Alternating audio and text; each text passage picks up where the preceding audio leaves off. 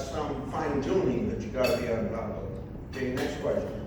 Yes. Yes, I have a question. I was listening to Senator Cruz about this infrastructure bill. Go to the mic. This is the last question we have time for. No. That's all right. Yes, I was listening to Senator Cruz at extensive time, amount of time.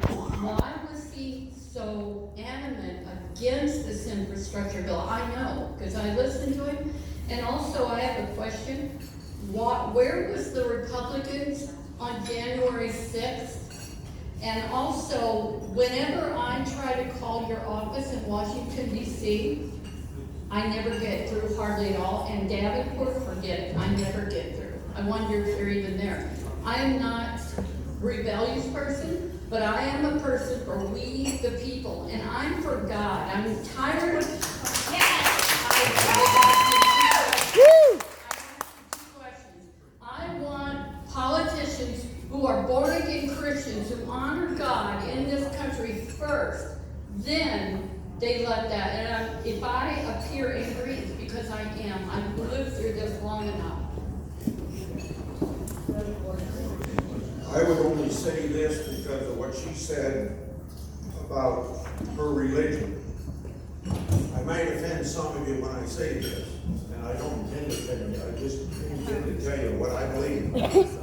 I accepted Jesus Christ as my personal Savior January 25th, 1945. Great. And I'm a follower of Jesus Christ. That's wonderful.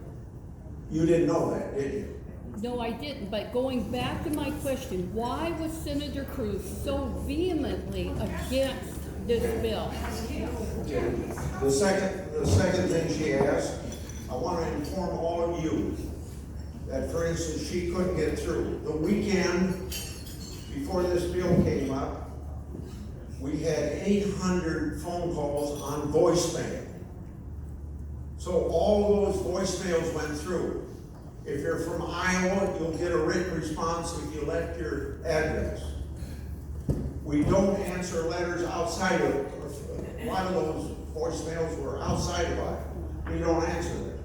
But you can imagine that when you get those kind of calls, it's possible that she didn't get through.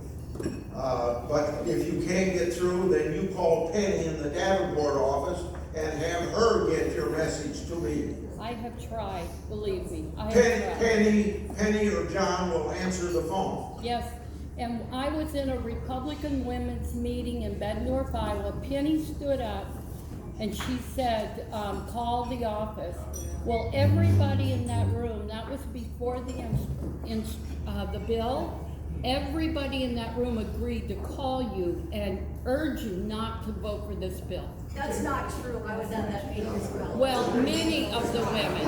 Yes, she stood up. Many of the women. She had one, she's entitled to have me answer the first question. Many of the women. It is true. I can only suppose what Cruz said, because I didn't hear what you said. But I think he's very sincere about what he said.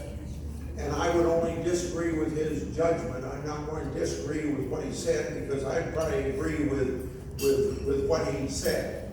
But this is kind of getting back to this first thing I told you about getting to the infrastructure bill.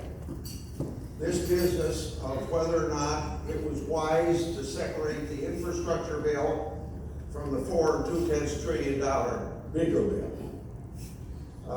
Senator Cruz, and probably a good part of our strategy, thought that wasn't a good thing to do. The reason I thought it was a bad thing to do is because suppose all $6 trillion of that got passed. I think with Secretary Larry Summers, Secretary of Treasury Larry Summers in the Clinton administration, Harvard economist, well respected, has been telling us since January and then again in April, by spending all that money, you're feeding the fires of inflation. And we felt that if we just left it to the Democrats and Simona and Manchin were getting so much pressure that they'd get to 50 votes to get all $6 trillion passed. That's why I applauded our bipartisan group for separating them, because you gotta understand, President Trump didn't want them separated, but nothing was going to move until he get it separated, and he didn't know whether he could get Manchin and Sinema on board or not. And I think that's the reason why Senator Cruz said what he said, and that's why I did what I did. Okay. Thank you very much.